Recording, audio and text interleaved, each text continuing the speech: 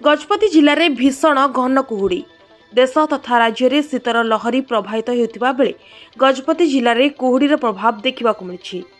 सकाळे एपरी घन कुहुड़ी हेउछि जहाँकि गाड़ी चलाइबा कष्टसाध्य हेउछि। बिना हेडलाइट न जलाई गाड़ी चलाइबारे असुविधा हेउछि। एथि पूर्वरु आईएमडी पक्षरु गजपति जिले में कुहुड़ी को नहीं चेतावनी देथिबा बेले आज कुहुड़ीर प्रभाव देखा मिली। एपरिकी जेउआड़े देखिले सेयाड़े कुहुड़ी देखा मिलुथिबा बेले विजिबिलिटी बहु कम रहुछि। किंतु एही शीत सह कुहुड़ीर मजा नेउथिबा नै स्थानीय लोके आज 8टा बेले कहिसंती।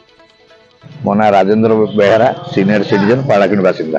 सर कौन कहबे जो पाड़ाकिंड बर्तमान जो कुहुड़ी देखा जाउछि आ मुख भी देखा जाउनी विजुअलिटी कम रहउछि कौन कहबे सर आपण केमते हमें टीवी रे देखुथलु जे काश्मीर रे सब बेले कुहुड़ी सब बेले ठंडा किंतु प्रकृत में काश्मीर रे लास्ट सप्ताह हला हम पाड़ाकिंड टाउन ये चारि पाख आख पाख देखुछु जे प्रकृत में हम काश्मीर पर फील करू।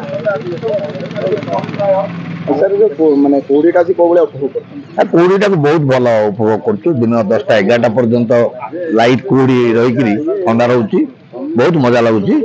ए कुहुड़ी दीर्घ 50 वर्ष आम के देखी।